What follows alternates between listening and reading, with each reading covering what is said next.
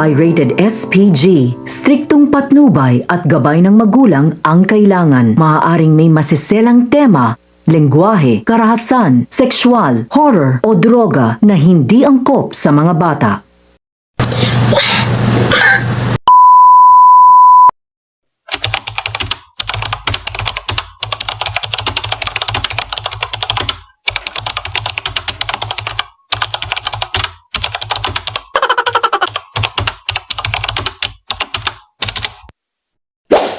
Hello mga P! It's your Arky girl again, Carla. And today, mag-vlog tayo papuntang Korea! And ready na ang lahat pag ang luggage ko. I'll show you right now. Yon, Bia, diba? Hard hat check, shoes check, luggage check, I'll be going to Korea because I have a project right there. There's some construction going on and I need to be there because I'm the architect. Ibig, ganito kasi yan. Marami na kasi akong utang dito sa Pilipinas kaya tatakas ako ng Korea para makahanap ng mayamang upa para mabayaran lahat na siguro mga utang nakin. Just kidding. Sige na, punta na ako kasi malit ako sa flight. Baka iwan ako ng aeroplano, diba? Hindi pa ako makabayad ng mga utang ko. Diba? Charis! So, tara na! Para di kayo maboard sa vlog na ito, meron akong i-share na info sa designing ng construction. So in building a construction, structured steel design is used in a variety of industries for a variety of reasons and benefits. Structural steel is a strong design that can be modified and recycled if necessary. Because of its rigidity and high strength to weight ratio, structural steel is primarily used in construction. Residential and commercial buildings, warehouses, aircraft hangars, hospitals, school buildings, metro stations, stadiums, bridges, and other structures are all made of structural steel. These structures are built using structural steel design components such as channels, beams, angles, and plates. Meanwhile,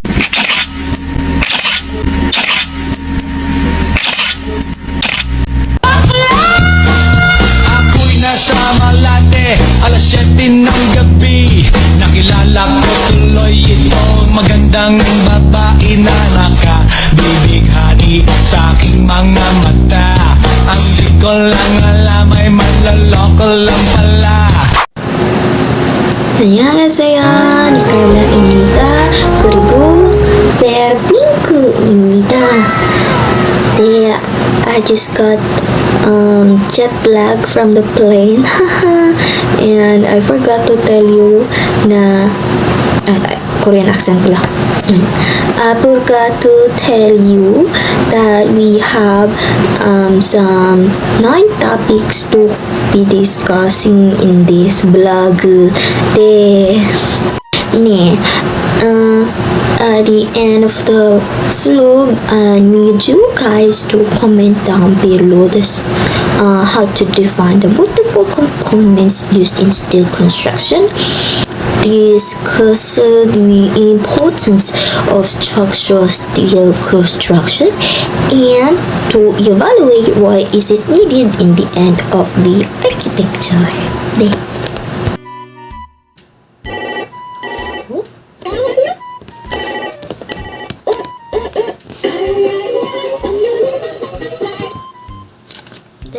여보세요?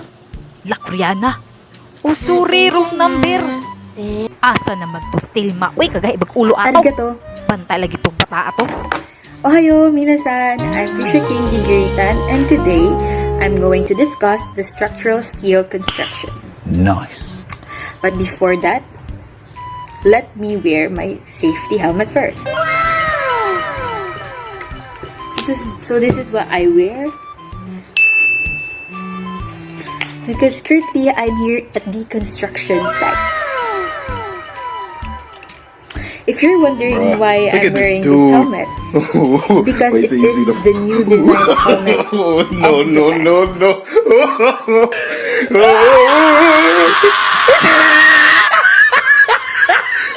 Okay, let's proceed. So first, we have the square bars. This is the structural steel sheets. First, we have the square bars, also known as square steel. Squares and square metal bar are a multi-purpose steel section mainly used for manufacturing and repairs. General purpose square bars are part of our light and re-rolled section, making it suitable for everyday commercial project. Number 2 is round bars. These are thick, pre-finished metal products that come with a circular base, also referred to as bar stocks. Round bars are primarily used in applications that require shafts or rods. They may be manufactured in different diameters, from 1/4 inch to large, 24-inch thick stocks for heavier duty use. Number 3 is plate bars. A plate is a structural element which is characterized by a three-dimensional solid whose thickness is very small when compared with other dimensions. Number 4 is angle bars. An angle bar, also known as L-bracket, is a metal bracket used to provide stability to structures. It is often installed within or along the edge of beams and other platforms that may not have enough capacity to carry the expected load. Number 5 is channels. Channels are generally used as parts of build-up sections for columns and are also for framing around floor openings, spandrels, and lintels attributed to the absence of flanges on the other side. Number 6 is I-beams. The use of standard I-beam as a column is uneconomical because of the whirl or revolving action of the member about an axis through the centroid of the web is comparatively small. Number 7 is T-beams. A structural steel T-beams is an I-beam or wide flange that has been split into two pieces all along the middle of the web. Ikaigang ba ni? Nanta mag-helmet kaigang. Okay, let's proceed. Number 8, columns or H-columns. H-columns, also known as RSJ or H-beam, are used in building construction for carrying shear loads. H-columns have wider flanges than I-beams. Number 9 is wide flanges. Wide flange sections are designed as W12x24, which means that the flange has a depth of 24 cm and weighs 12 kg per meter length. All wide flange sections are generally with parallel face flange except those with 5% slope inside face produced by Bethlehem Steel Company. Comparatively wide flange sections are more efficient than standard I-beams with respect to bending resistance. Number 10 is Z's. The Z section is another structural form in the letter Z, which is not frequently used in building construction except for the fabrication of steel windows and other frames. Next, we have the structural steel framing. Structural steel girders, beams, and columns are used to construct a skeleton frame for structures ranging in size from one story to skyscrapers. Because structural steel is difficult to work with on site, it is normally cut, shaped, and drilled in a fabrication shop according to design specification. This can result in relatively fast, precise construction of a structural frame. As you can see at the side, this is an example of structural steel framing. Now let's proceed to the three major types of framing systems as the following. Number 1 is one-way beam system. Each pair of external columns supports a long-spanning beam or girders. This form of construction is suitable for long, narrow buildings, especially when a column-free space is desired. Number 2 is the two-way beam system. A two-layer system where beams frame into girders increases floor depth considerably and provides more space for mechanical systems. Steel girders span the short axis of a building base, thus contributing to the lateral stability of the structure. Number 3 is the three-way beam system. It is used when a large column-free space is required, where long-spanning plate girders or trusses can be used to carry the primary beam, which in turn support a layer of secondary beams. Next, we have the steel columns and connections. So there are 5 steel columns. First, we have A, struts of 1 or 2 angles. These are used for compression members in roof trusses, light towers, and lattice girders.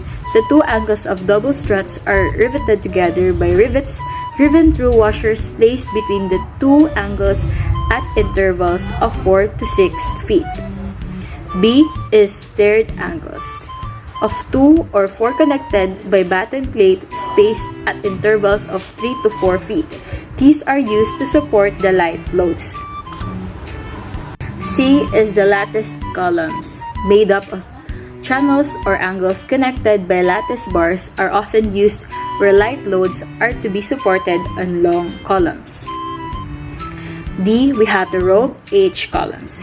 These are obtainable with depths ranging from 6 inches to 16 inches and are now commonly used instead of build-up columns in steel skeleton structures. And lastly, we have E, build-up columns. These are usually of H-shaped section formed by a combination of plates and angles, although box columns with 2 or more webs are not uncommonly used in heavy building frames. Pahol maragod kong cellphone utro Okay, lang. teacher. Salamat lang. Asa naman to still na, oy? O, asa naman ta? Bantay lang lagi mo uli ka. O niya magpasakit-sakit na kung ka. Paghilak-hilak na ba dayon kang bataa ka ha? Bantay lang kita. Ay, okay. Sapphire trusses are usually unsymmetrical and made of 2 rolled or built-up channel section and a cover plate. The mouth or the bottom side of the section is latticed. Columns for bends are sometimes made out of a pair of channels and an I-beam with a paddle plates at intervals of 3 to 4 feet connecting the flanges of the channels. Columns made of 4 angles and a web plate are commonly used in mill building bends. And lastly, batten columns are those in which 2 component parts of the column are connected only by batten plates. They are decidedly inferior to latticed columns and should be avoided if a continuous plate or latticing can be used instead. The following factors should be considered when designing steel columns. No material, whether in the body of the column or as a lattice bar or stay plate, shall be thinner than 1 to 32nd of its unsupported width, measured transversely between rivet centers, or 1/6 of the distance between rivet centers of the direction of stress. Tie plates are to have not less than 4 rivets and are to be spaced so that the ratio of length of the least radius of gyration of the parts connected does not exceed 40. The distance between the nearest rivets of 2 stay plates, in this case being considered as length. Build-up columns, the thickness of any outstanding member shall not be less than 1/12 of the width of the outstanding portion. Base plates for steel columns are usually made of steel plates and shapes. Cast iron bases are sometimes used for very heavy columns. Rib cases may also be used instead of plates when bolted to the columns and add greatly to the stability of the supporting member because of their greater width. Lally columns. These are columns made up of a cylindrical steel pipe shell filled with 1:1 to 1:2 Portland cement concrete. The standard type of lally column is reinforced with the only steel pipe shell. Special types of columns are obtainable with additional reinforcement consisting of steel pipe reinforcing bars or structural steel shapes. The lightweight column is 4 inches in outside diameter with a shell thickness of 0.134 inches, while the heavyweight columns are from 3 to 1/2 to 12 to 3/4 inches in outside diameter with a shell thickness of 0.216 to 0.375 inches. composite columns. These are columns in which a concrete core is further reinforced with a steel or cast iron core designed to support a part of the load. Steel cores may be structural H sections or four angles, latticed or battened. Cast iron cores are usually either solid shafts or hollow pipe section. The column may be further reinforced by vertical rods or bar placed at their circumference and enclosed by spiral. Steel column connection. Steel column connection is a structural element used for joining different members of the structural steel framework. In column splices, when a change in the nominal size of a column occurs, a thick butt plate welded to both column sections is used to transfer the load. Also, a backer plate can make up the difference in the flange thicknesses at a bolted connection. As the load on a column diminishes, different flange thicknesses may be used as column-to-column connection. In column bases, column is welded to its steel base plate after the plate is leveled on a bed of non-shrinking ground. Stiffeners may be required when a column bears on a thin base plate. Base plate for large columns are set in leveling nuts before ground. Steel beams and connections. Steel beams.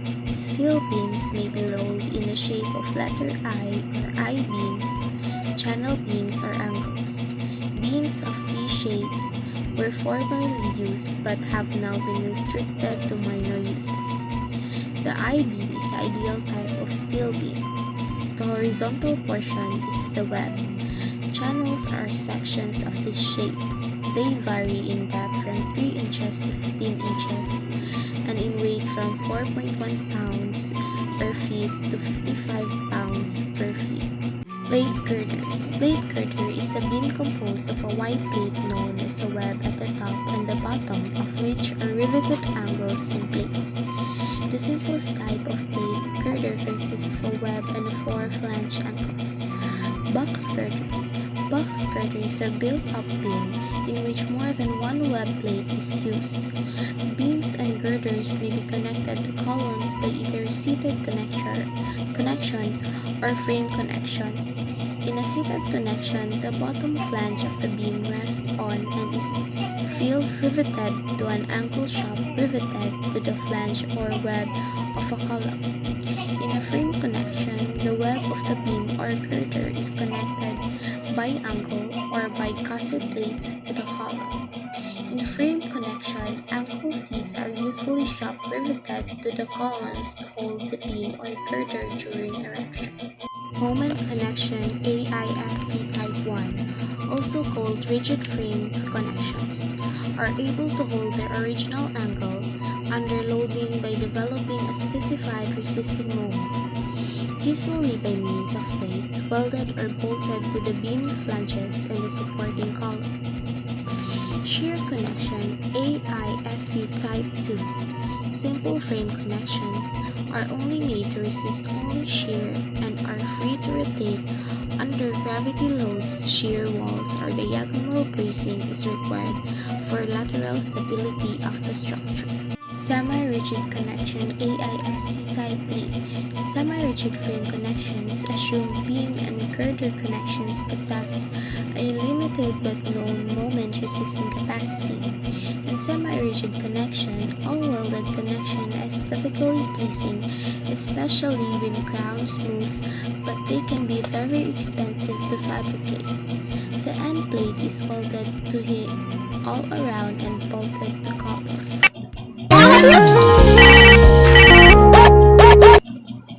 Hello, it's me. Melody, my friend, I've got to tell you something. I think that you are really beautiful. Can you send me some pics, eh?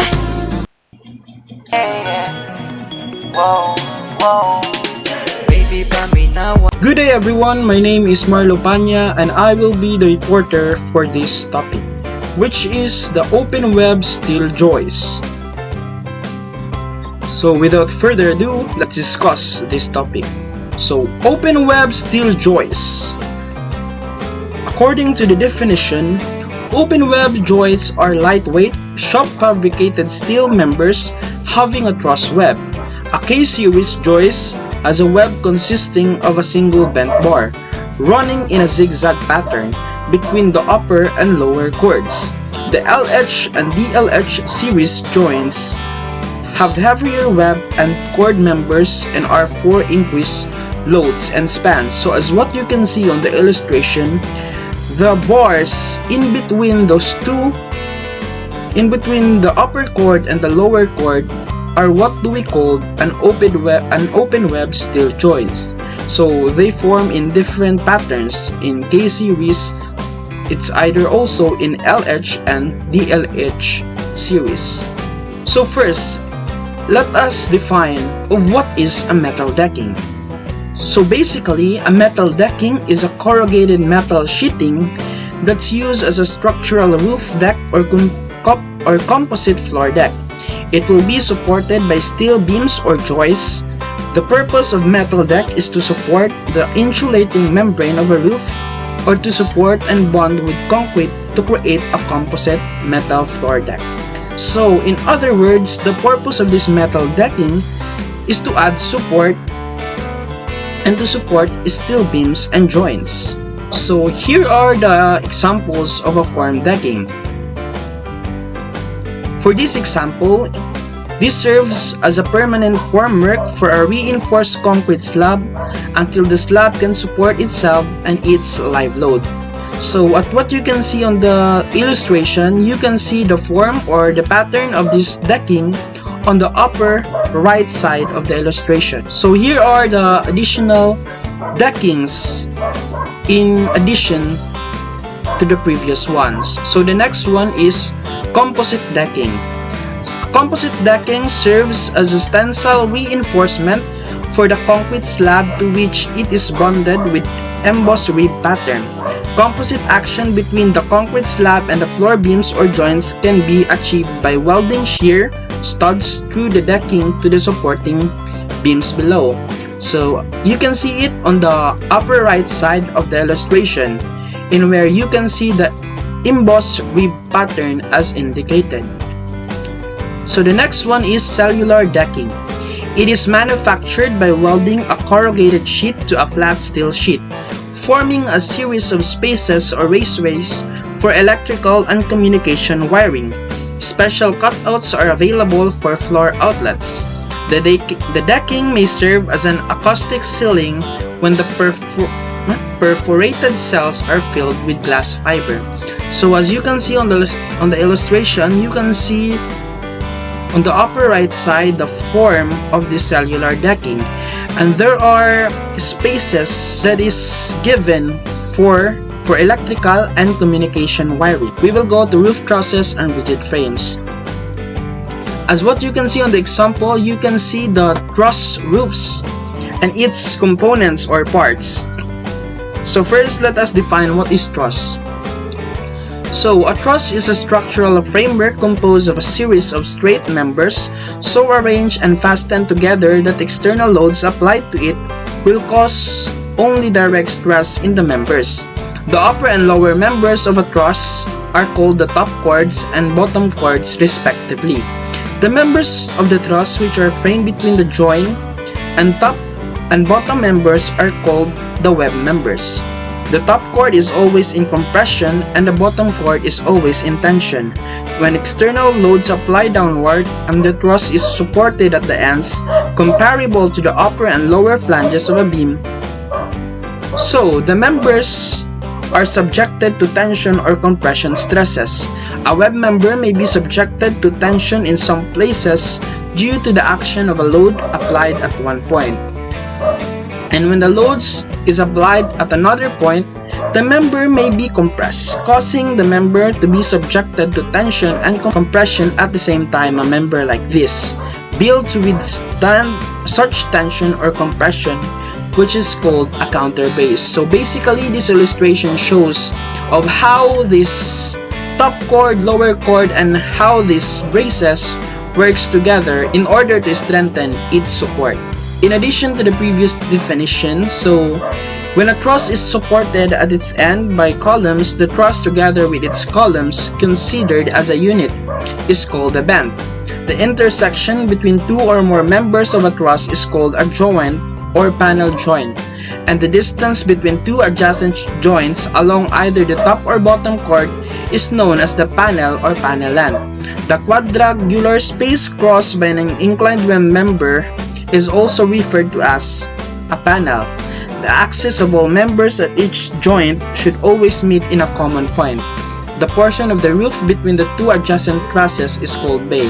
So here in the illustration, you can see this panelan, truss plate, and all the other important parts of a truss. So as you can see, there is a ordinary floor plan, but as you look closely to it, you can see that there are some cross that indicates. So this is an indication, or this is an example of a roof framing plan. So here are the three types of trusses. So the first one is complete frame.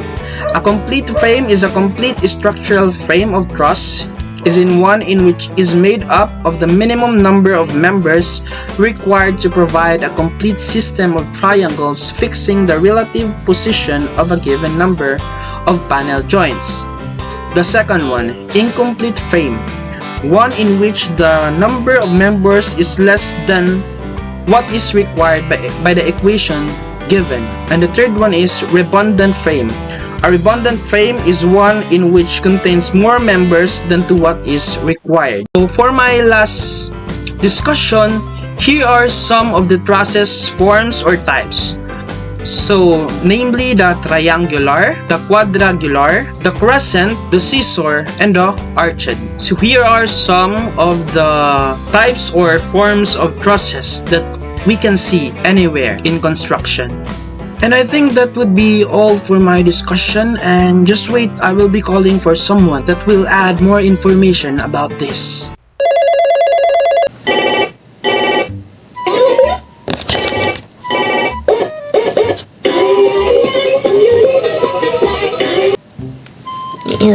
Pamela, when are you gonna pay your utang ni Carla? I've been waiting here for so long. When are you gonna pay? Tumagod ko karpat karon. Ano na? Mangayo naman mo ubayad. Ako ka nang buwang siya Chinese.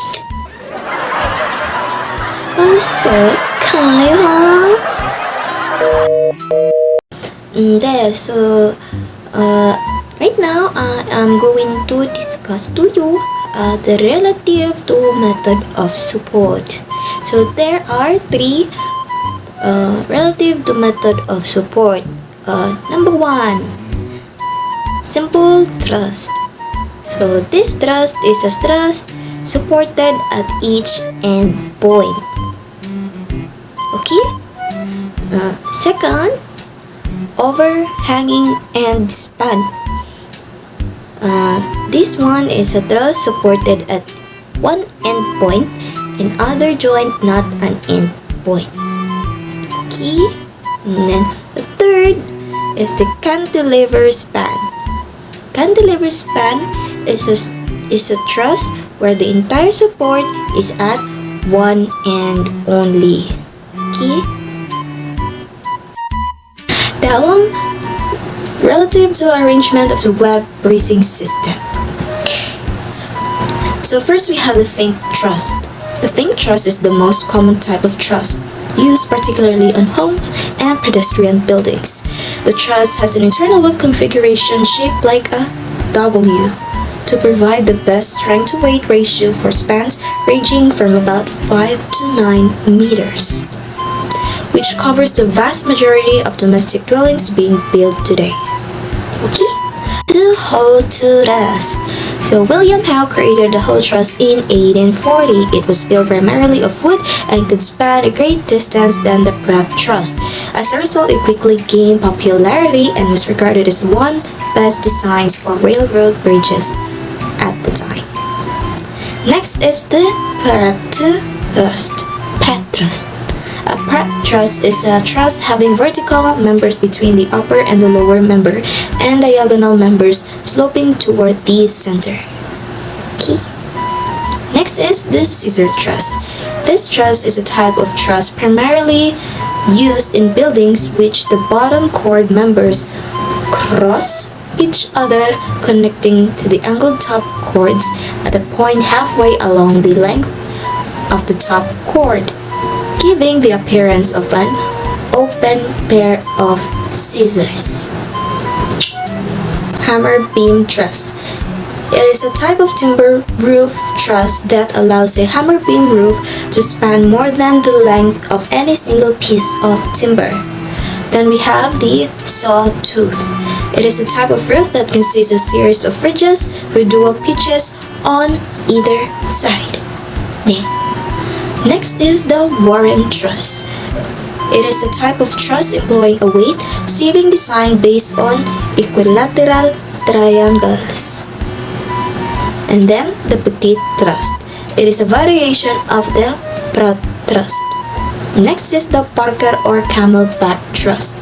A Parker truss bridge is a Pratt truss designed with a polygonal upper chord. Next is the Baltimore truss. The Baltimore truss is a subclass of the Pratt truss. Gotta go, K-truss. A building truss in which the vertical member and two oblique members in each panel form a K. Okay? Gotta go, K-truss.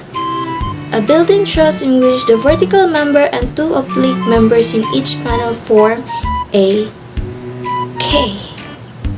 Okay? Moving on to the rigid frames.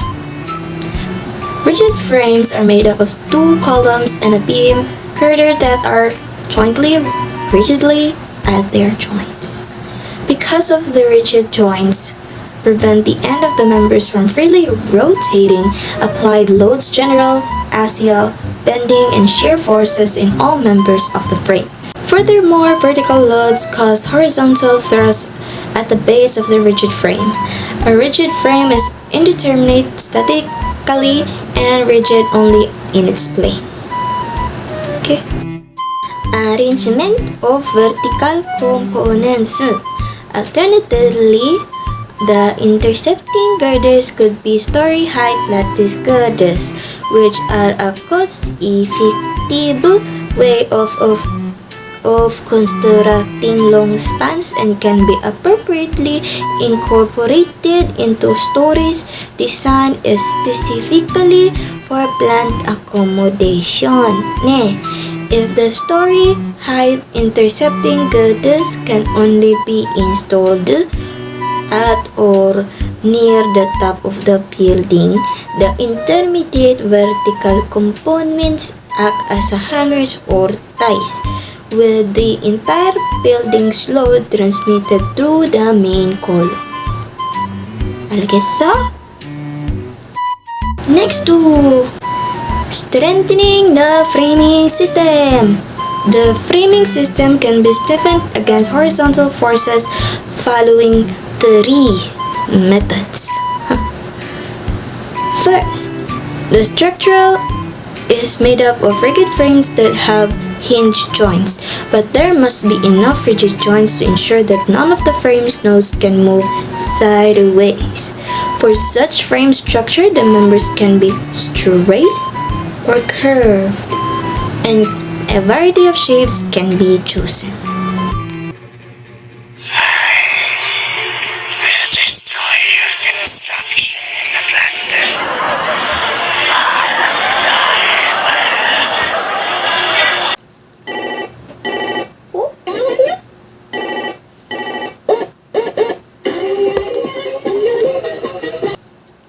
Hey, 여보세요.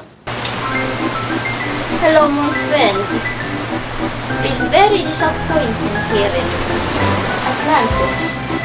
As what you can see, I'm in here underwater, and the place has already been started to build up, but unfortunately, the Russians are destroying the entire place as you haven't paid your utang.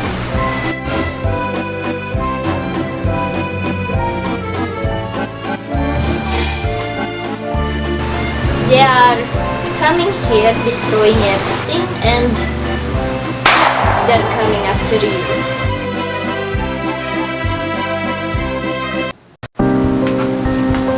Good day, sir. I am Zyril Rose Andreas Reyes, and I am here to continue the reporting of Sheikh Carla. In our topic,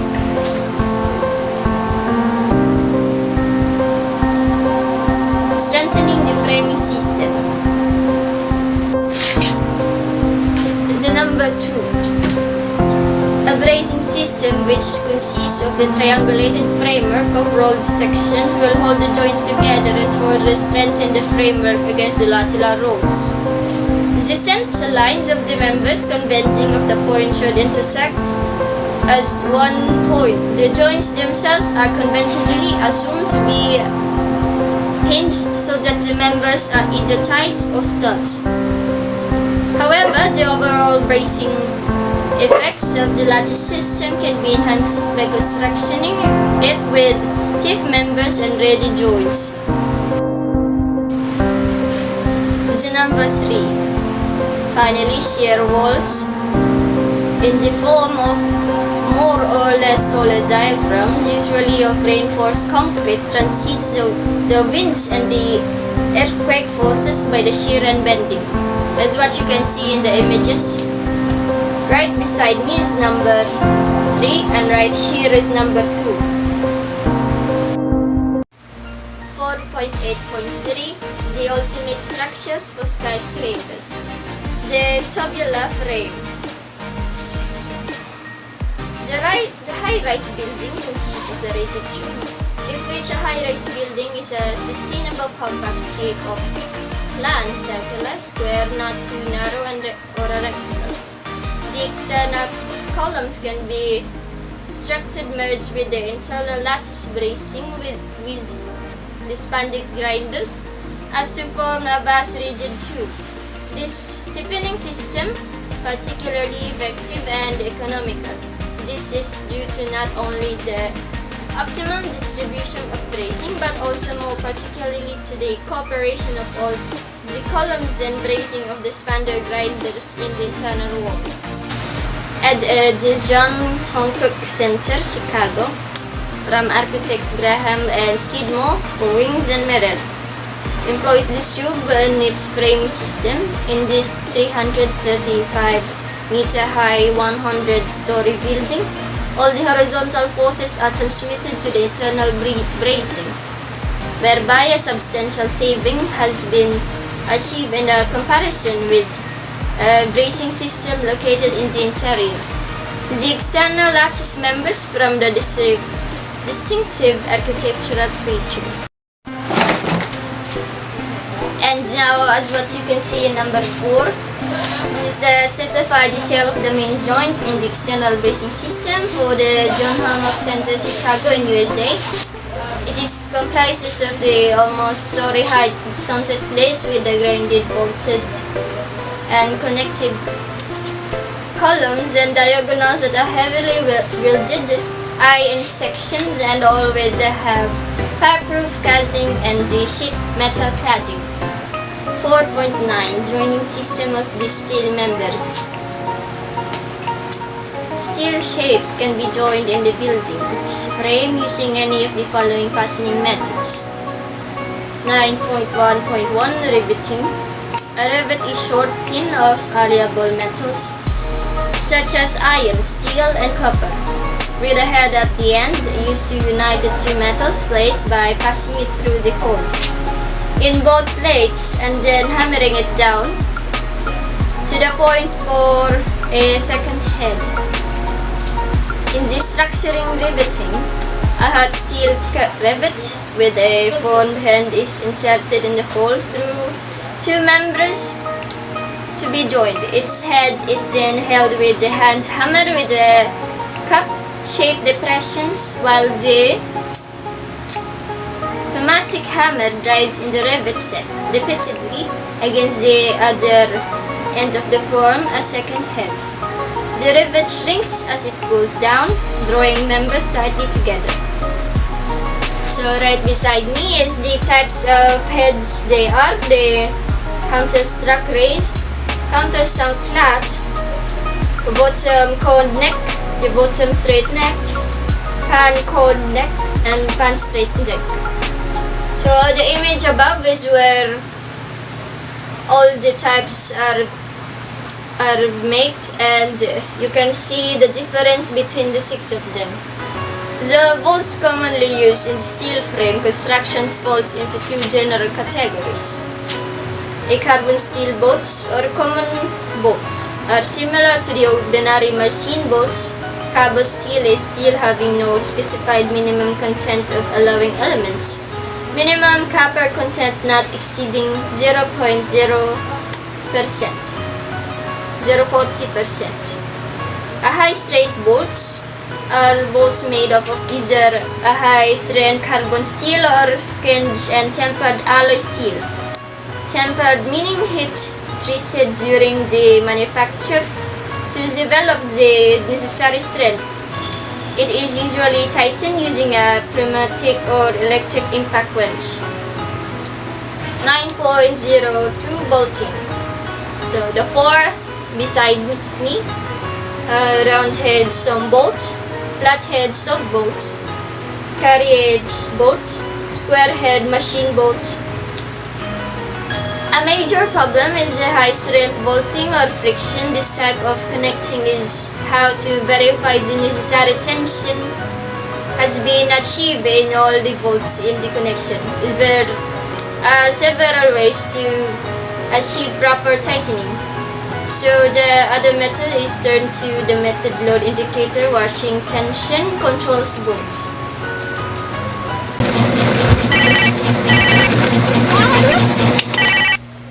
I'm already hiding and around me are already soldiers. I need to run away. Goodbye, my friend. Continue the report. Ay, okay. Welding has become fully accepted as a means of joining steel structural members in buildings because it has the inherent advantage of fusing the metals to be joined, thereby simplifying connections and fabricating operations. Definition of fusion welding or electric arc welding. The fusion welding process employs an electric arc wherein energy in the form of heat is supplied by establishing an arc between the base or parent metal and a metal electrode. As the arc is formed, tremendous heat is concentrated at the point of welding. Instantly, the materials are at melting point temperature. The parent metal melts in a small pool and additional metal supplied by the electrode is transferred through the arc and deposited in the pool. As the electrode continues along the joint, the molten metal left behind solidifies to form the weld.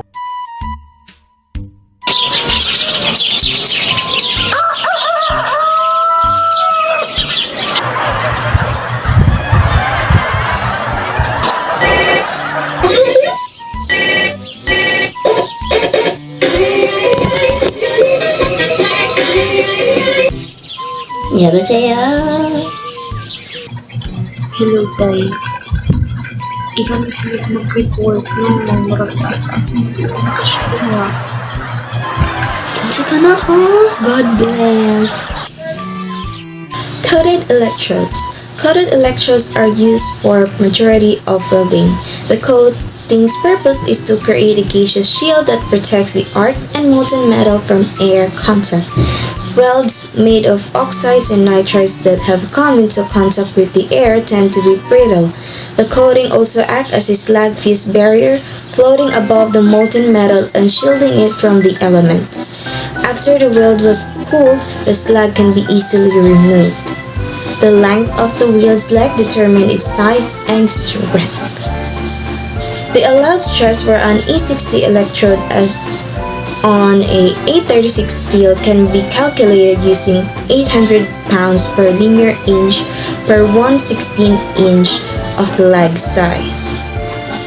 An E70 electrode should be used for A36 steel or higher strength steels up to 60 kilo-pound per square inch, and the allowed stress can be calculated using 930 pounds per linear inch per 1/16 inch of the leg size. Okay? Ang medyo kami takas diri, kaya mabuto itong mga rasyan. Yeah, Pinko Bear. Tawag sa kumala. Yan siya? Good news, dear. Yan, ito yung nida. Nagpayo na ko sa ura ha. Great! Ma'am. Bringing that pressure on with the back, coming over that chop, pop, pop, pop, pop, bringing it down with a bit of beat, with the bubbles on now, with a bit of beat, with a bit of beat, with a bit of beat, bass. Right with the back of the bass, the beat, we're rocking off your face. Hello everyone, as a continuation to the report, I will discuss to you the type of weld. So the first one is fillet weld. Fillet weld is one of the approximately triangular section joining two surfaces approximately at right angles to each other. The fillet weld is the most common type of weld used in structural work. So this type of weld, which is the fillet weld, is one of the most common na usual nato makita pag magpa-welding ta. So the next one is groove weld. So groove weld is made by depositioning filler materials in a groove between two members to be joined.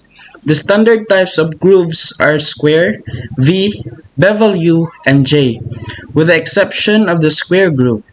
All grooves may be either single or double. And the next one is plug or slot weld. So plug or slot weld is made up of a circular hole, plug, or an elongated hole slot in one member of a lap joint, joining the members to the portion of the surface of the other member that is exposed through the hole. So as you can see on the right side of the presentation, you can see the example or the illustration of this type of welds. The next one is we will discuss the weld positions and weld joints. So weld position.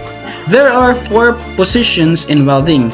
In order of economy, they are the flat, horizontal, vertical, and overhead positions. Overhead welds, which is the most difficult, should be avoided whenever possible. So the next one is weld joints. So in a weld joints, the 3 most common joints used in structural work are the butt, T, and lap joints.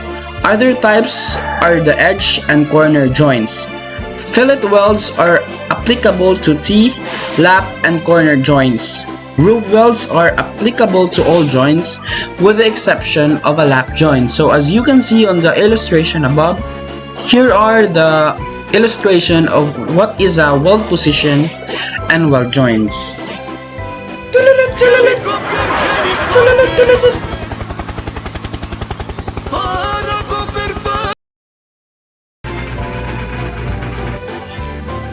Hello there, my friend.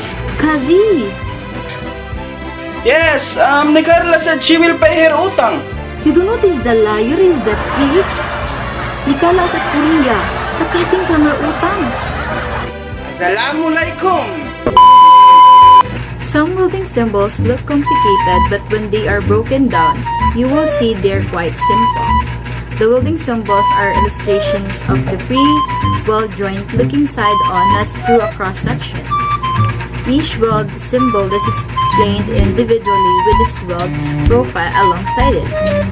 So, as you can see in the picture, there's a standard welding symbols and welding symbol examples of use.